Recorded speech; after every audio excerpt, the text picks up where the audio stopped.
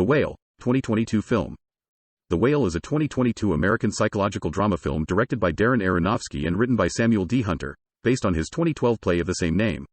The film stars Brendan Fraser, Sadie Sink, Hong Chow, Ty Simpkins, and Samantha Morton. The plot follows a reclusive, morbidly obese English teacher who tries to restore his relationship with his teenage daughter. The Whale premiered at the 79th Venice International Film Festival on September 4, 2022. It had a limited theatrical release in the US on December 9, before a wide release on December 21 by A24, grossing $55 million against a budget of $3 million. The film polarized critics, though the cast's performances, particularly those of Fraser and Chow, received praise. Fraser won the Academy Award, Critics' Choice Award and SAG Award for Best Actor, while the film also won the Academy Award for Best Makeup and Hairstyling, and Chow was nominated for the Academy Award for Best Supporting Actress. Plot. Charlie, a morbidly obese and reclusive English instructor, teaches online writing courses but keeps his webcam off, to hide his physical appearance. His nurse and only friend Liz urges him to visit a hospital for severe risk of congestive heart failure, but Charlie insists he cannot afford medical care. Charlie is also visited by Thomas, a missionary for the New Life Church who wants him to be saved. He frequently orders pizza, following an established routine with delivery driver Dan, who drops off the pizza and collects payment from the mailbox without them ever interacting face to face. Charlie hopes to reconnect with Ellie, his estranged teenage daughter whom he has not seen in 8 years. He offers her the $120,000 in his bank account if she spends time with him without her mother's knowledge. Ellie relents when he agrees to help rewrite a school essay, though he also would like her to write in a notebook he gives her. Liz is disgruntled by Thomas's visits and chastises him. She reveals she is the adopted daughter of New Life's head pastor and that Alan, Charlie's deceased boyfriend whose death from suicide caused Charlie to start uncontrollably binge eating, was her brother. Despite Liz's objections, Thomas still believes his mission is to help Charlie. Charlie's health begins to rapidly decline. Liz brings him a wheelchair so he can remain mobile.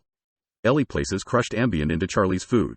After he falls asleep, Thomas arrives and she questions him while they both smoke marijuana. Thomas admits he stole his youth group's money and ran away from home because he felt unfulfilled.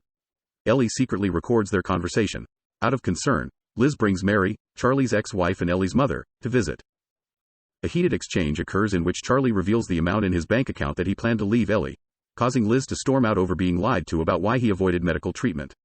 Alone, Mary and Charlie argue about the breakdown of their marriage and their failures as parents. It is revealed that Charlie abandoned Mary and Ellie to be with Alan, which resulted in a divorce and his estrangement from Ellie. As Mary leaves, Charlie admits he is hoping Ellie will be the confirmation he needs that he did one thing right with his life. Later that night, during a routine pizza delivery driver Dan sees Charlie for the first time after waiting for Charlie to go outside to get a glimpse. In shock, he runs off without saying a word. As a result, Charlie has a severe binge eating episode during which he sends a profanity-laden email to his students, telling them to disregard the classwork and just write back something honest. Thomas visits Charlie one last time to inform him that he is moving back home after Ellie sent his confession to his former youth group and family. They have forgiven him and welcome him home. He attempts to preach to Charlie, but Charlie chastises Thomas when he attributes Alan's death to him being a homosexual. Charlie reveals during his next class that he is being replaced due to the email he sent, and he reads some of the students' submissions. To reciprocate their honesty, he switches on his webcam for the first time, and the students react with shock. He calmly proclaims the only thing that matters is the honest things his students had written. Charlie then abruptly ends the class by tossing his laptop against the fridge. Liz returns and comforts Charlie as his health worsens. Ellie arrives to furiously confront him over an essay he rewrote for her. Charlie replaced it with a critical essay of Moby Dick she wrote in 8th grade, as he considered it the most honest essay he has ever read. Ellie initially rebukes him as he attempts to reconcile one final time, though she reads the essay aloud at Charlie's insistence. Charlie stands up and walks toward her without assistance, which he had tried but failed to do during Ellie's first visit. As Ellie finishes reading, they both smile at each other, and Charlie begins to float as he is engulfed in a bright white light. Cast. Brendan Fraser as Charlie, a morbidly obese and reclusive English instructor. Sadie Sink as Ellie, Charlie's estranged daughter. J.C. Sink as young Ellie. Ty Simpkins as Thomas, a Christian missionary. Hong Chow as Liz, a nurse who is Charlie's only friend. Samantha Morton as Mary, Charlie's ex-wife and Ellie's mother. Sathya Sridharan as Dan, a pizza delivery man. Production. Writing and casting. Aronofsky has said that he tried to get the film made for over a decade, but could not do it because he struggled to find the right actor to portray Charlie. After seeing portions of Fraser's performance in a trailer for Journey to the End of the Night, he decided that Fraser could be a good choice. The original play was set in 2009, but the setting was updated to 2016 because Hunter wanted to show the events as being before a major, seismic change, and since doing so would make it clear that the play's events were prior to the COVID-19 pandemic. In the original play, Thomas, an evangelical Christian missionary, is instead a Mormon missionary. The Liz character, in the original play and in the screenplay, did not have her ethnic background or race specified. The actress chosen to portray Liz, Hong Chow, is of Asian heritage. The final screenplay specifies that Liz was adopted as a way of accommodating Chow's casting. This was not in the initial revisions of the screenplay. Chow argued that Liz should have an unkempt look and should be tattooed, aspects that were incorporated into the character. On January 11, 2021, it was announced that A24 had obtained global distribution rights to The Whale, directed by Aronofsky and starring Fraser. Chow, Sadie Sink, and Samantha Morton joined the cast in February, followed by Ty Simpkins in March. Sathya Sridharan joined the cast at an unknown date. At one point, the film was set to star James Corden with Tom Ford directing, but Ford left due to creative differences. George Clooney also briefly considered directing the film, but ultimately declined. Filming. Principal photography ran from March 8 to April 7, 2021 in Newburgh, New York. Post-production began later in April. For the role, Fraser spent 4 hours each day being fitted with prosthetics that weighed up to 300 pounds. He also consulted with the Obesity Action Coalition and worked with a dance instructor for months before filming began in order to determine how his character would move with the excess weight. Hunter stated that it is up to the viewer to interpret whether Charlie actually walks in the ending scene, and Fraser argued that Charlie is finally liberated. Sink stated that her character is emotionally traumatized and that Charlie is able to look through a facade that Ellie puts up as a barrier between herself and her father. Release. The Whale had its world premiere at the 79th Venice International Film Festival on September 4, 2022, where it received a 6-minute standing ovation. It made its North American premiere at the 2022 Toronto International Film Festival on September 11, 2022. It had a limited theatrical release in the United States on December 9, 2022, then expanded to wide release on December 21. The film was released on VOD platforms on February 21, 2023, and was released on Blu-ray and DVD on March 14, 2023. Reception. Box office. As of April 9, 2023, The Whale has grossed $17.5 million in the United States and Canada, and $37.7 million in other territories, for a worldwide total of $55.2 million. The film grossed $1 million in its third weekend and $1.6 million over the 4-day Christmas frame, then $1.4 million in its fourth weekend.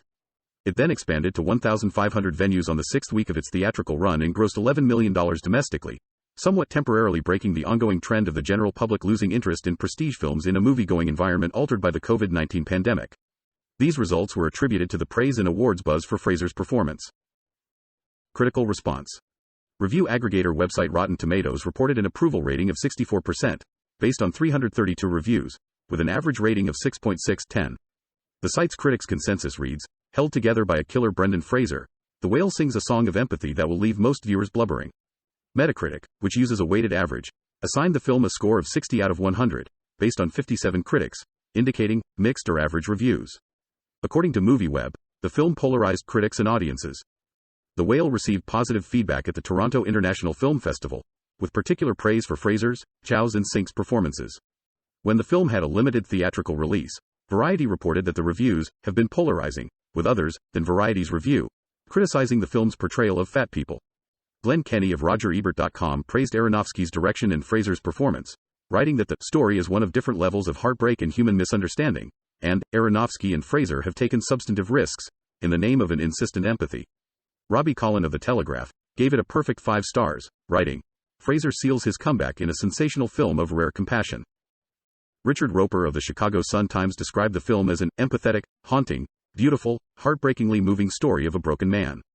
He named it Best Film of the Year and deemed Fraser's performance as his career's best. Variety chief film critic Owen Gleiberman also praised Fraser, calling him slyer, subtler, more haunting than he has ever been. Matthew Creeth of Outfront wrote, "The highlight of The Whale comes from an outstanding turn from Hong Chow, who gives a memorable performance in a vital role that balances Charlie's outlandish behavior." Hannah Strong of Little White Lies praised Fraser and the strong ensemble, highlighting Sink's tricky role, in which she captures the anger and sadness that comes from parental abandonment, and stating that while Aronofsky isn't a particularly empathetic filmmaker, and The Whale is not without flaws, the film reflects tenderly on shame, guilt, and the human impulse to care and be cared for.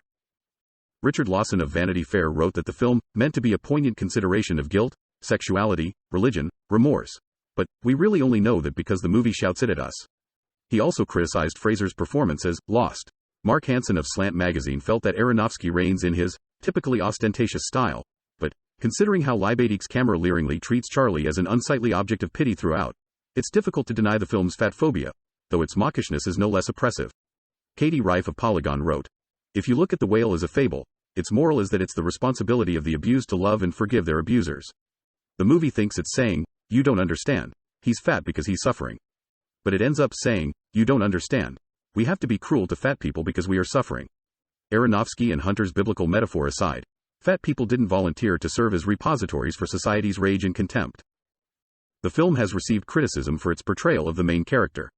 Time magazine explained the controversy, stating, "Some of the film's critics believe it perpetuates tired tropes of fat people as suffering, chronically depressed and binge eating." On the podcast Don't Let This Flop, E.J. Dixon said the film was met with criticism for its use of a prosthetic suit instead of casting an obese actor, with accusations that it stigmatizes and mocks fat people. On NPR's Culture section, Jacqueline Diaz reported that this criticism extends to detractors calling the film's premise inherently dehumanizing. Writing for the New York Times, Roxane Gay expressed her opinion that the film's empathy was only superficial and that the depiction of Charlie reinforced anti-fat stereotypes and preconceptions. She wrote that although Aronofsky said he wanted to give an empathetic portrayal, she was bewildered because an empathetic portrayal isn't at all what was conveyed on screen. "As I looked around the audience, I was struck by the fact that there were only 4 or so fat people in the audience and none on the stage."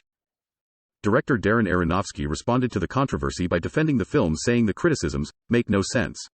Aronofsky said that actors have been using makeup since the beginning of acting. That's one of their tools. And the lengths we went to portray the realism of the makeup has never been done before. Adding that people with obesity are generally written as bad guys or as punchlines. We wanted to create a fully worked out character who has bad parts about him and good parts about him. He said of fat people that they get judged everywhere they go on the planet, by most people. This film shows that, like everyone, we are all human.